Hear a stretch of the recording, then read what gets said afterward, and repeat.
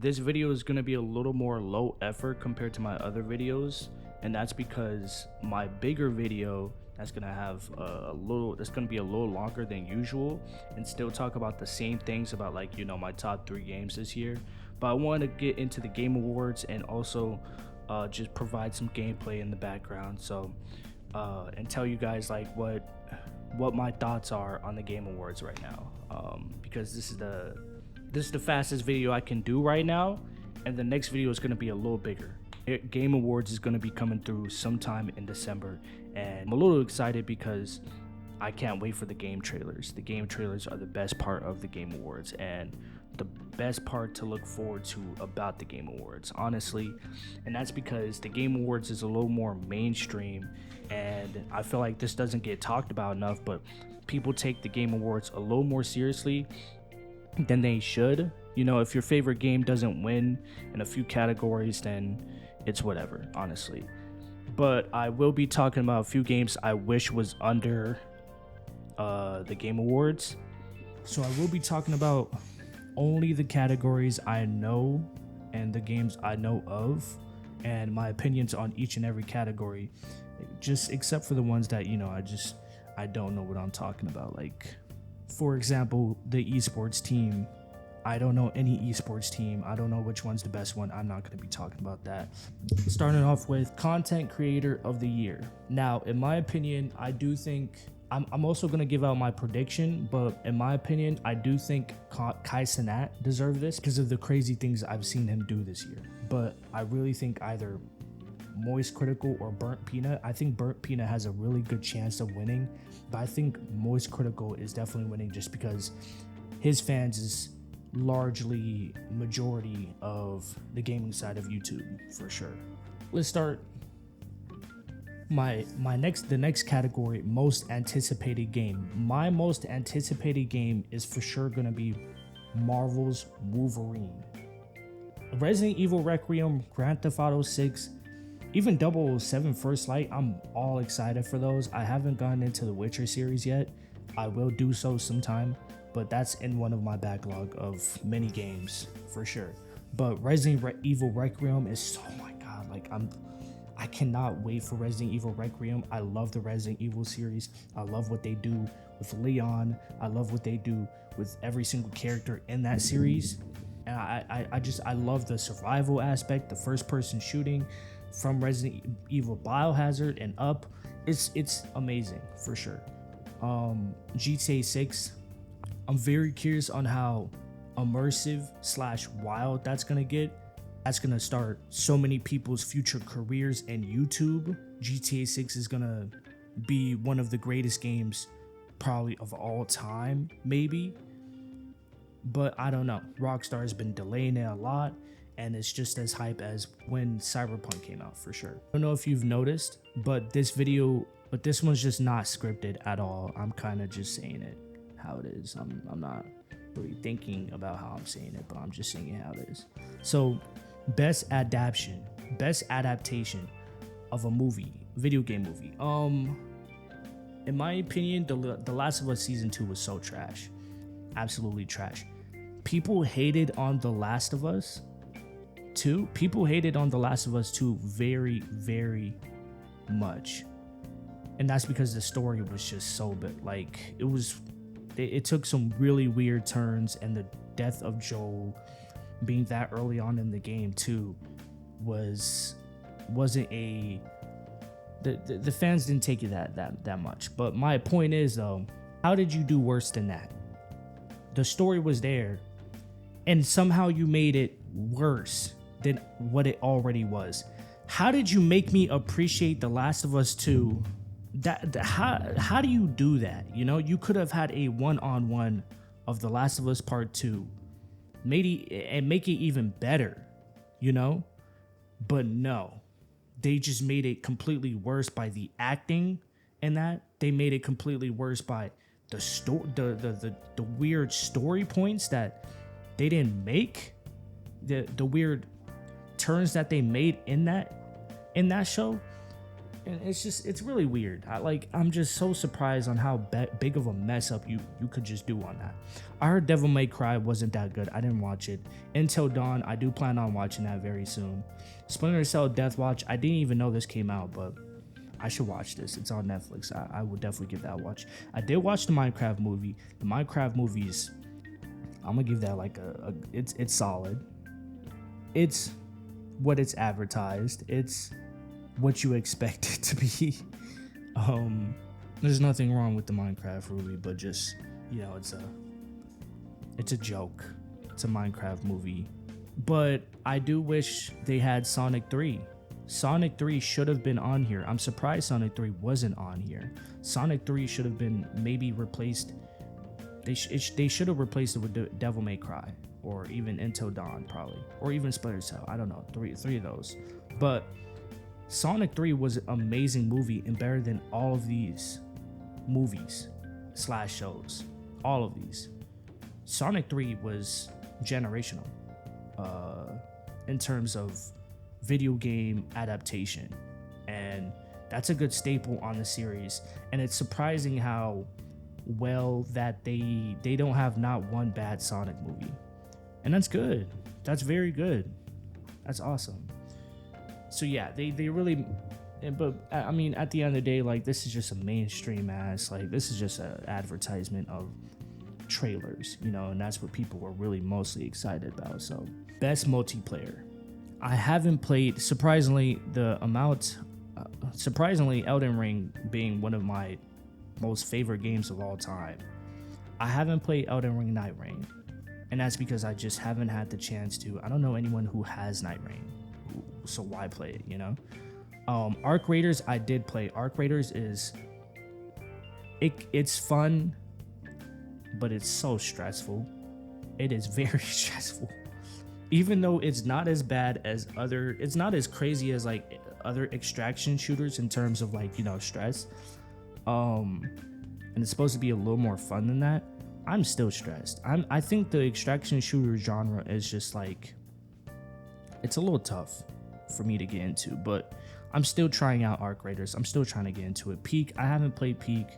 None of my friends want to play Peak. They're not even interested in it, unfortunately. But I heard some good things about Peak. Peak is probably winning.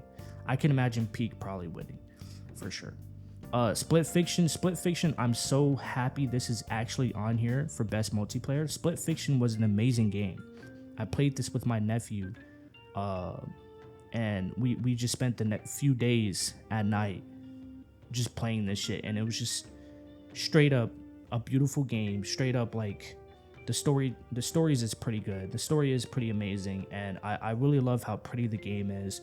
I love how well it's done. It's fluid. The combat's cool. I can go on and on about Split Fiction. It's a good game. Basically, it's a good game. Battlefield 6, I can imagine that winning. Actually, Peak, I don't know. Battlefield 6, I can imagine that winning. Actually, no, Arc Raiders is really blew up crazy, but Battlefield 6 has more of a generational. Battlefield 6 is more popular, you know, because Battlefield is a staple in the gaming industry, kind of. But Arc Raiders is a new IP, and I don't know. It's between Arc Raiders and Battlefield 6, but I can't imagine Split Fiction winning, even though it's a really good multiplayer for sure. But yeah, I would have voted for Split Fiction for sure. Best RPG. I have played Claire Obscure Expedition 33, and I've only played the first Kingdom Come Deliverance game. From what I've seen on Kingdom Come Deliverance, I can see that winning. Best RPG for sure. But Claire Obscure Expedition 33 is phenomenal in terms of every single thing about that game. There is not one damn bad thing about that game, except for maybe, you know, the last part of the story, the last act of the story, people have some criticisms on. But other than that, Claire Obscure's, like, just, I mean, if we're talking about RPG aspect, that's an amazing game for sure. It brought out a more of a interactive side in terms of the turn-based genre, and I know that's not new.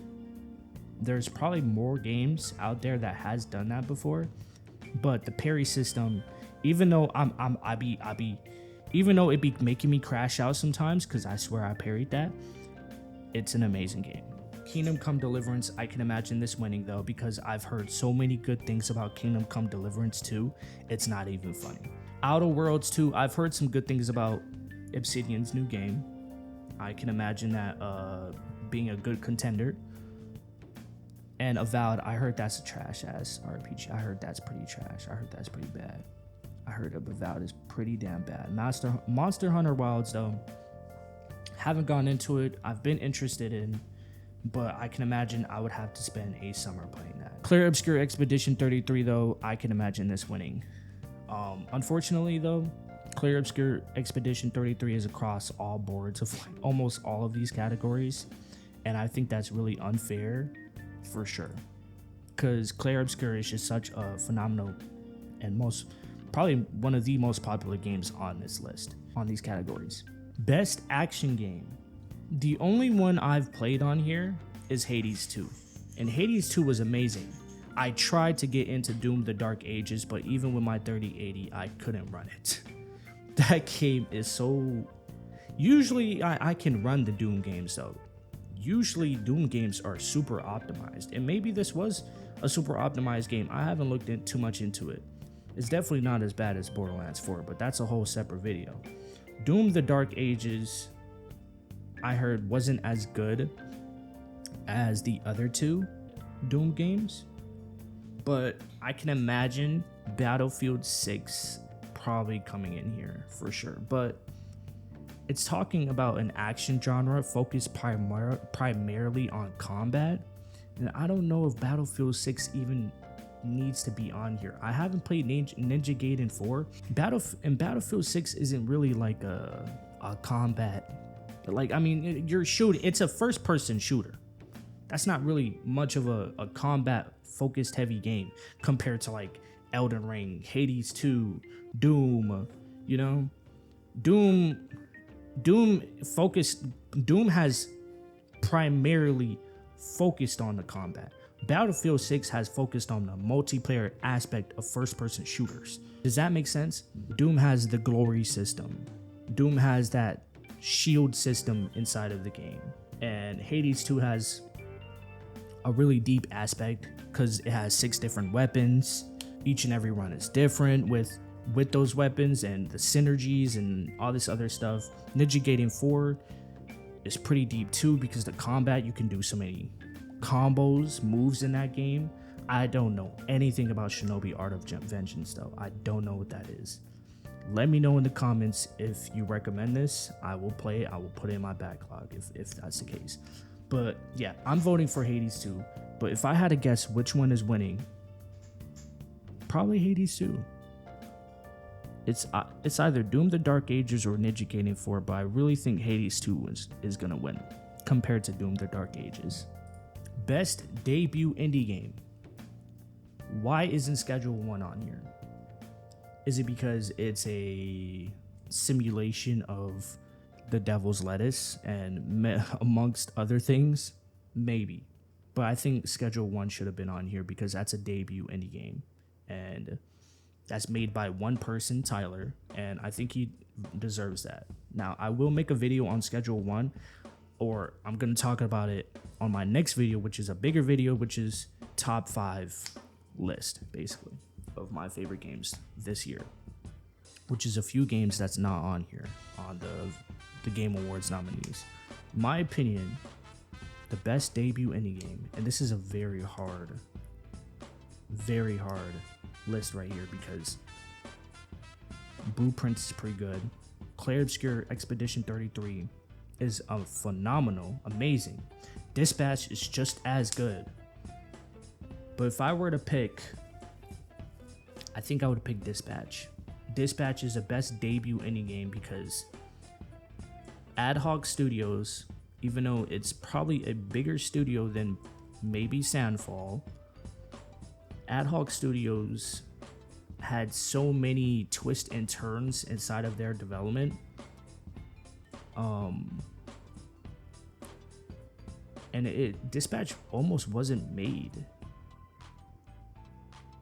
you know? And I think Dispatch deserves its flowers. I think it deserves this category, in my opinion. Like, and this is kind of a debate on like what makes an indie game. And I kind of want to provoke a discussion in the comments. What do you think makes a indie game exactly? And who do you guys vote? Tell me who would you guys vote for in these comments anyways. Like, but yeah, who do I think is going to win though? Most likely Expedition 33 for sure. Best independent game for outstanding creative and technical achievement in a game made outside the traditional publisher system. Absalom, I heard, is pretty damn good. I don't know anything about it though exactly, but I've played literally almost all of these except for Hollow Knight, Silksong, and Absalom. Ballix Pit, Blueprints, Clair Obscur, Expedition 33, and Hades 2. I've all played. Ballix Pit is amazing, and you already know about like how I feel about Expedition 33 and Hades 2, but Ballix Pit is I haven't seen a game or roguelike like this in a while, and it feels like it's brung back what made roguelike special, luckily. And I love how genuinely each and every run has been different from what I've played. There's new unlocks, there's new people, and it's strange how well it's made. But I don't think Expedition 33 needs to be on here, man. I'm not gonna lie, I don't know. I think I'm gonna give it to Hades 2 though. Because with Hades 2, the story, the combat, everything about that game has been phenomenal. Somehow they made a better game than Hades. And Hades was like 10 out of 10 across the board. So I think Hades 2 deserves this spot because just they've added on, they implemented even more things than what Hades did, and Hades did what was already an amazing game for sure. But Ballix Pit is such a close it's such a close win here, man. I mean, just because it's so new and refreshing in the roguelike space. I don't know. But who do I think is going to win? I think Expedition 33. I think Expedition 33 is going to win. And I think that's just because Expedition 33 is just that popular, you know. Okay.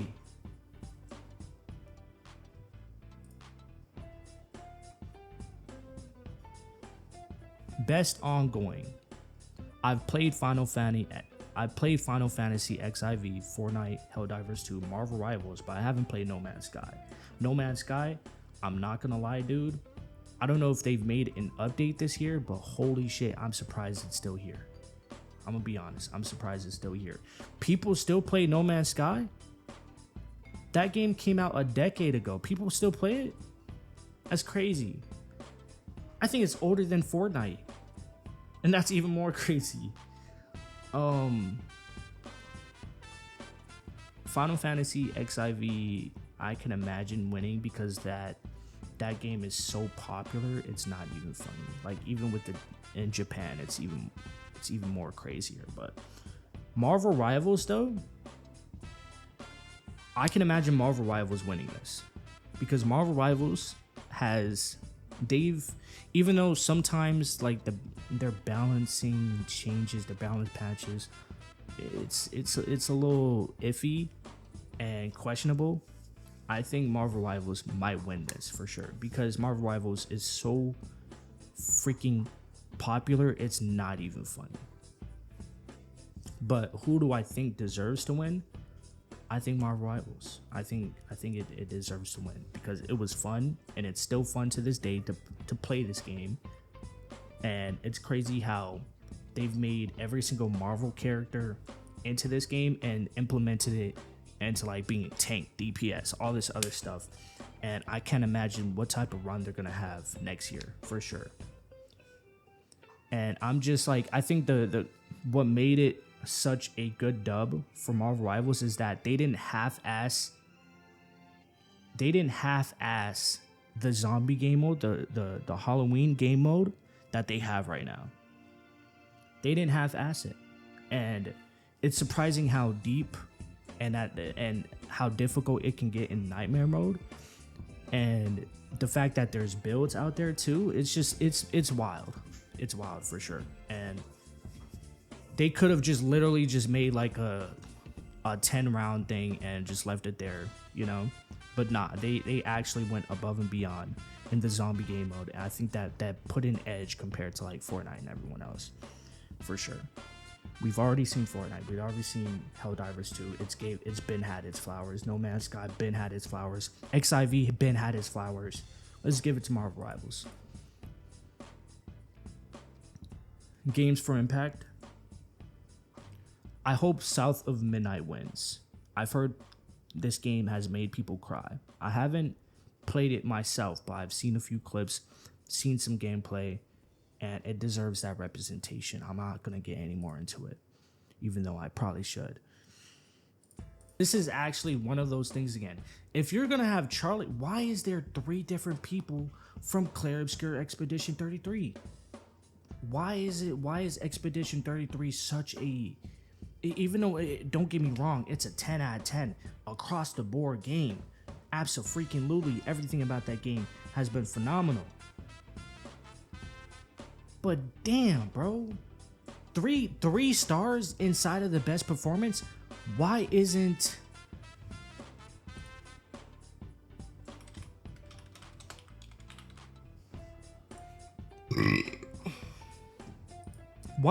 Aaron Paul on here? Aaron Paul deserves to be in this. His performance in Dispatch was amazing. So, and people were even iffy about Aaron Paul being in this, but Aaron Paul went above and beyond about his Dispatch voice acting. It was crazy. But it's just, so yeah, I don't know. I think this is really messed up, in my opinion. I don't know, like Charlie Cox, he's great.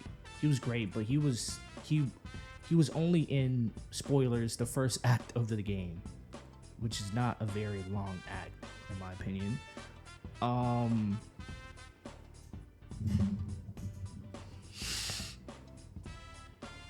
But Ben Starr did great. Jennifer English did great.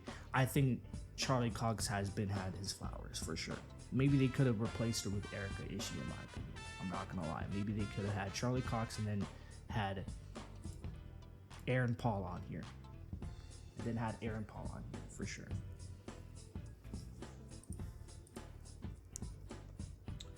But who do I think is gonna win? I think Charlie Cox is gonna win, or even Troy Baker, maybe even Konatsu Katu. I'm probably butchering that name, but maybe, from Silent Hill F. Indiana Jones and the Great Circle was a good game, and Troy Baker actually did his thing in that. I'm surprised how well Troy Baker is in a lot of voice acting games. I shouldn't be surprised, but it's just crazy how much range that guy has, for sure. Best audio design? Yeah, no, I'm not doing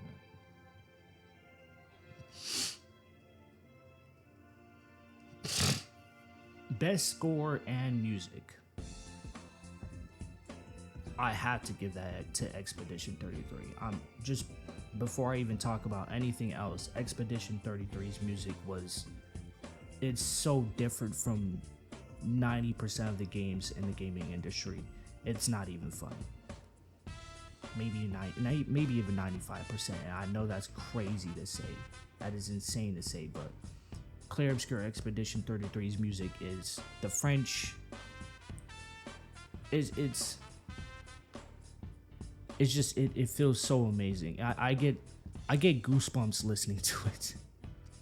I genuinely get goosebumps listening to Expedition 33's music. I haven't played Death Stranding, so I don't know how that music goes. I haven't played Hollow Knight or Ghost of Yotei, but I have played Hades 2. Hades 2 is amazing, and its music too, but it's not a big staple into the like how Expedition 33's is. So I will give it to Expedition 33, and I think that's gonna win. Best art direction. Best art direction will be most likely Hades 2. Hades 2 deserves it because the art direction in that game is phenomenal. But I will have to... Actually, I don't know. In my opinion, best art direction deserves Expedition 33. I know. Expedition 33 is everywhere. Holy crap. I mean, like, this is... I'm beating a dead horse right now. Unfortunately. Expedition 33 deserves this because just from the first level alone, the art direction across the world is insane. How much color they have made into that game, how much creativity they've put into it. I can't even go into, like, I can't even describe to you what they've done to the, like, in the levels in that game. It's crazy. Can you tell, like, the first level of Expedition 33 is like my favorite one. Best narrative, Kingdom Come Deliverance is most likely gonna win. I can imagine. Silent Hill F, I've played a little bit of that actually, and the biggest thing is its narrative, other than, like, you know, Silent Hill. But the best narrative piece I can imagine is Silent Hill F. The best narrative piece is most likely Expedition 33 again. I'm not even gonna get into it. I think Expedition 33 is gonna win.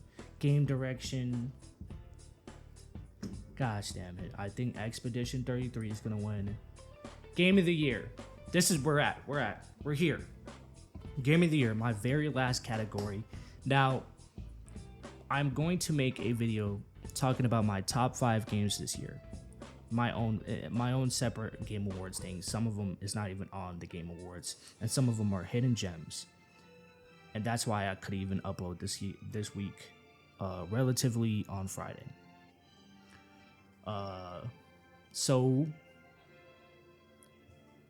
I want to get into, and so yeah, I'm not even gonna vote for Game of the Year because I want to give Kingdom Come Deliverance 2 a try. And one day I want to play Hollow Knight Silk Song before the Game Awards start, before the nominees closes. But I will update you guys for sure. But I'm gonna be talking about my top 5 games this next video. So yeah, you probably expected me to vote for Game of the Year. I will not be voting for Game of the Year. I'm sorry, but that's because I want to give myself more time to play Kingdom Come Deliverance 2, just so I could have a fair shot on between whether Expedition 33, Kingdom Come Deliverance 2, and Hollow Knight Silk Song wins. I'm not voting for Death Stranding. I can't get into Death Stranding. I will try though at some point, but not this year. Donkey Kong Bonanza, I'm not getting a Nintendo Switch 2 right now. Maybe when Nintendo starts getting their act together. That's a whole separate video for sure. So yeah, that's gonna be the video. This is I know it's a little different than, you know, my usual videos, but I will be making a better video this next video. My top 5 games this year. It's gonna be a big hefty video, and I'm gonna talk about every single game I've loved this year, and I cannot wait for you guys to see that because I'm so excited to talk about it. So even though it's been such a weird year this year for video games for me, because I honestly just like I can't, I don't know, like it's big. because there's so many games have came out, and so many good games have came out though. There are so many good games that came out this year, and this is why Game of the Year is stacked and it's tough, and I genuinely don't know like what to do for Game of the Year. Who's like that's why I'm gonna give myself more time. So yeah, this is Zenkets, Zenathan, whatever you want to call me. I'll see you guys in the next video. Peace.